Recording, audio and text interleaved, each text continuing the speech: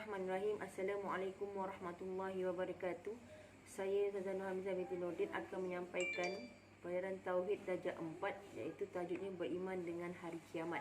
Sebelum kita mulakan kita punya pelajaran hari ini, marilah kita sama-sama membaca doa sebelum belajar. Bismillahirrahmanirrahim. Allahumma ftah alaina hikmataka wansyur alaina min hazaini rahmatika ya arhamar rahimin.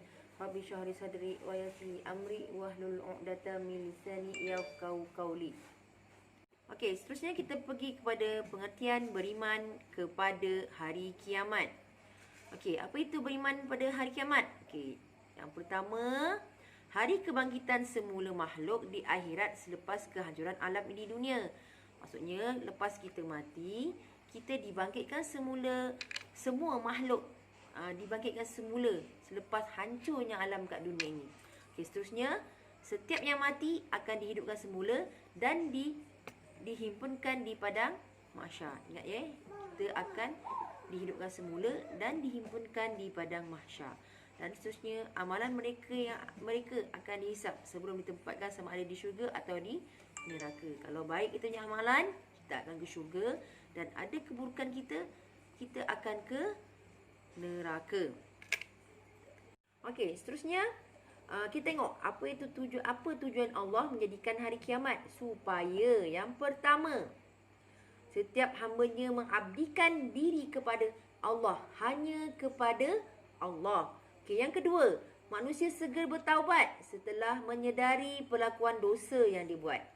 Okey, yang ketiga, menggandakan amalan kebajikan dan segera meninggalkan perkara mungkar. Yang keempat, meningkatkan keimanan orang Islam sepanjang masa. Dan yang kelima, menetapkan balasan terhadap amalan manusia dengan penuh keadilan. Okey, yang pertama, tujuan Allah mencipta, menjadikan hari kiamat sebab Dia nak hamba-Nya hanya abdikan dirinya hanya kepada Allah, tidak kepada selain daripada Allah, hanya kepada Allah. Okey, yang kedua, manusia segera bertaubat setelah dia tahu dia buat dosa. Dia mesti terus bertaubat. Okey, yang ketiga, menggandakan amalan kewajikan dan segera meninggalkan perkara mungkar. Okey, gandakan amalan kita, tinggalkan kemungkaran. Dia nak kebaikan. Allah nak kita buat kebaikan saja. Okey, yang keempat, tingkatkan keimanan seseorang, iman kita. Sepanjang masa tidak pernah rasa jemu, sentiasa meningkatkan amalan sepanjang masa sebab kita memang dilahirkan menjadi seorang Islam. Okey, yang kelima, menetapkan balasan terhadap amalan manusia dengan penuh keadilan. Allah dah tetapkan setiap balasan amalan kita, apa dia punya balasan. Kemungkaran ataupun dosa-dosa yang kita lakukan, apa yang balasan kita dapat mengikut keadilan, dengan adil maksudnya. Mari kita tengok bagaimana keadaan manusia pada hari kiamat. Okey, ada dua golongan, iaitu pertama, orang yang beriman. Siapa itu orang beriman? Mereka di dalam keadaan yang baik, tenang, gembira dan selamat serta tidak berasa bimbang menghadapi hari kiamat. Itu golongan yang pertama. Okey, golongan yang kedua, golongan orang yang kafir dan munafik. Sentiasa dalam keadaan resah, gelisah dan menghadapi pelbagai penderitaan serta kesengsaraan. Okey, kita ingat ya, keadaan manusia di akhirat nanti ada dua keadaan, iaitu yang pertama, golongan pertama, orang yang beriman, iaitu mereka yang keadaan baik, tenang, gembira dan selamat serta tidak berasa bimbang menghadapi hari kiamat. Yang kedua, orang kafir dan munafik, sentiasa dalam keadaan yang resah gelisah dan menghadapi pelbagai penderitaan serta kesengsaraan. Okey, seterusnya kita tengok nama-nama hari kiamat. Yang pertama, Yaumul Akhirah, iaitu hari akhir dunia, yang mana berlakunya kehancuran segala isi alam. Semua yang hidup akan mati. Semua makhluk, binatang, manusia, apa lagi yang dibergelar makhluk Allah, semuanya akan mati. Itu yang dimaksudkan Yaumul Akhirah. Yang kedua, Yaumul Ba'sa, hari kebangkitan, iaitu Allah menghidupkan semula mereka yang mati tadi, yang kita semua dah mati. Allah bangkitkan semula kita. Okey, seterusnya Yaumul Hasyri, hari perhimpunan. Okey, iaitu hari yang akan menghimpunkan semua manusia di padang mahsyar. Kita dah hidup, kita dah mati, kemudian kita dihidupkan semula, kemudian Allah himpunkan kita di padang mahsyar. Okey, seterusnya Yaumul Hisab, hari perhitungan, iaitu setiap amalan-amalan perbuatan kita, iaitu perbuatan manusia akan dihitung sebelum ditempatkan, sama ada di neraka ataupun sama ada di syurga ataupun di neraka. Okey, seterusnya Yaumuddin, iaitu hari pembalasan. Okey, kemudian barulah kita tahu iaitu hari pembalasan ini, hari yang akan diberikan balasan segala amalan seseorang. Barulah kita tahu apakah balasan kita, amalan yang kita buat itu sama ada baik atau buruk, balasannya baik dan balasannya buruk. Okey, seterusnya tanda-tanda hari kiamat. Okey, mari kita tengok apakah tanda-tanda yang hari itu hari kiamat. Okey, yang pertama, munculnya Dajjal.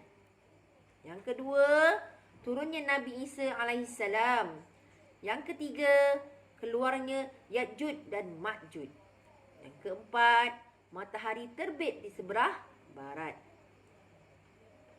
Okey, yang kelima, keluarnya Ad-Dabbah, iaitu binatang malat. Yang keenam, keluarnya asap, iaitu Ad-Duhan.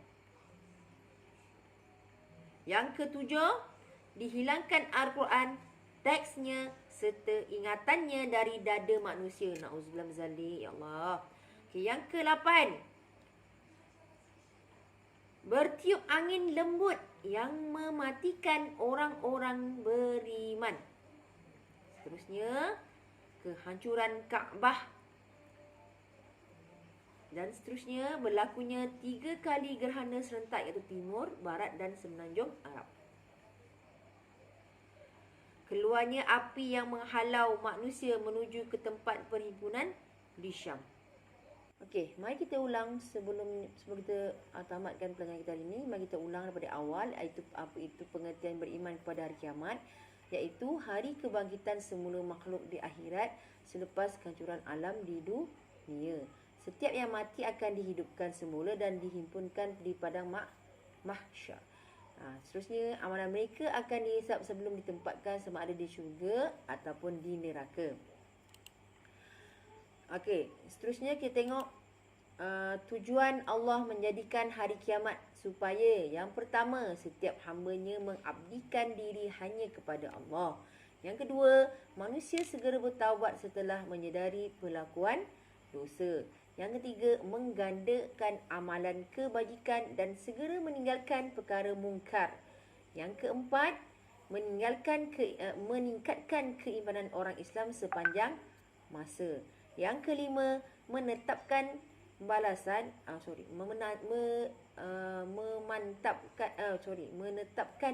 terhadap amalan manusia dengan penuh keadilan. Okey, seterusnya tengok berapakah golongan manusia pada hari kiamat, iaitu yang pertama, golongan orang beriman, iaitu mereka dalam keadaan yang baik, tenang, gembira dan selamat serta tidak rasa bimbang menghadapi hari kiamat. Yang kedua, golongan yang kedua, orang kafir dan munafik, sentiasa dalam keadaan resah gelisah dan menghadapi pelbagai penderitaan serta kesengsaraan. Okey, seterusnya, nama-nama hari kiamat. Yang pertama, Yaumul Akhirah, iaitu hari akhir dunia, iaitu berlakunya kehancuran segala isi alam, semua yang hidup akan mati. Yang kedua, Yaumul Ba'sa, hari kebangkitan, iaitu Allah menghidupkan semula mereka yang telah mati. Yang seterusnya, Yaumul Hasyr, hari perhimpunan, hari yang akan menghimpunkan semua manusia di padang mahsyar. Yang keempat, Yaumul Hisab, iaitu hari perhitungan, iaitu setiap amalan dan perbuatan manusia akan dihitungkan sebelum ditempatkan sama ada di syurga ataupun di neraka.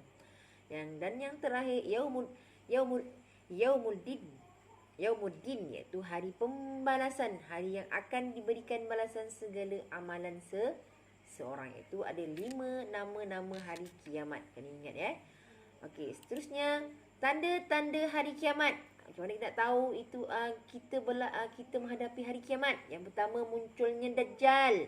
Yang kedua, turunnya Nabi Isa. Yang ketiga, keluarnya Yajud Ma'jud. Yang keempat, matahari terbit dari barat. Yang kelima, keluarnya Ad-Dabbah iaitu binatang balat. Kemudian keluarnya asap iaitu Ad-Duhan. Seterusnya dihilangkan Al-Quran, teksnya serta ingatannya dari dada manusia. Seterusnya bertiup angin lembut yang mematikan orang-orang beriman. Kemudian kehancuran Kaabah. Seterusnya berlakunya 3 kali gerhana serentak iaitu timur, barat dan semenanjung Arab. Dan yang terakhir, keluarnya api yang menghalau manusia menuju ke tempat perhimpunan di Syam. Okey, sebelum kita tamatkan pelajaran kita hari ini, selepas endnya video yang kamu tengok ini, saya akan berikan latihan dalam Google Form. Saya harap kamu jawab, baca dulu betul-betul, jawab elok-elok. Pastikan kamu dengar video ini betul-betul. Okey, sekian. Terima kasih.